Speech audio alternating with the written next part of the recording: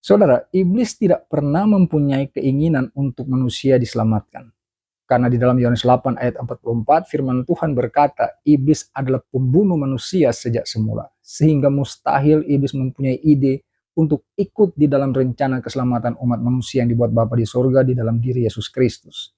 Lalu kemudian dikatakan juga iblis hendak membunuh Yesus untuk menggagalkan rencana keselamatan umat manusia yang dibuat Bapa di sorga di dalam diri Yesus Kristus.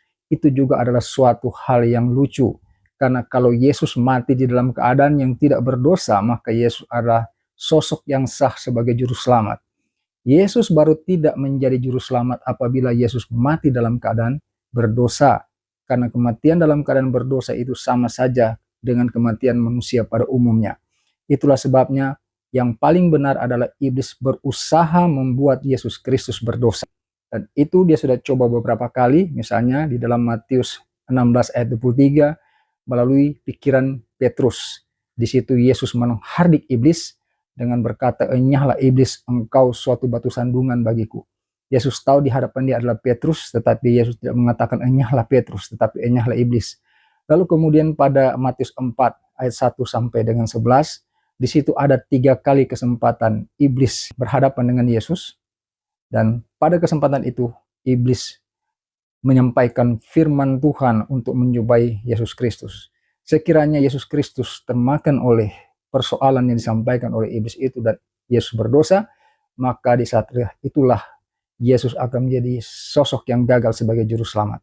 Tetapi kita tahu bersama, lagi-lagi Yesus berkata, enyahlah iblis. Sehingga ketika ada ide yang mengatakan bahwa iblis hendak membunuh Yesus, kita bisa tahu itu tidak mungkin akan terjadi. Karena hanya dengan berkata, enyahlah iblis, iblis sudah terbirit-birit, tidak berani membantah. Satu-satunya cara untuk membuat Yesus gagal menjadi juru selamat itu hanyalah kalau Yesus berdosa dan Yesus mati dalam keadaan berdosa. Dan iblis gagal mewujudkan hal itu. Sama seperti seorang komandan yang mengirim prajuritnya ke medan pertempuran untuk meraih kemenangan. Tentu saja resikonya juga ada di sana, yaitu resiko kematian. Dan Yesus dikirim ke dalam dunia ini, saudaraku, dalam dunia kegelapan ini. Tentu saja resikonya tidak mudah. Bapa di sorga tahu, Yesus sendiri juga tahu, bahwa ketika dia menjadi juru selamat, atau dia dikirim ke dalam dunia ini untuk menjadi juru selamat, resikonya tentu saja adalah kematian. Itulah sebabnya Yesus Kristus pernah berfirman, berkata, sekiranya boleh cawan ini lalu dari hadapanku. Tetapi bukan kehendakku yang jadi, tetapi kehendakmu lah yang jadi.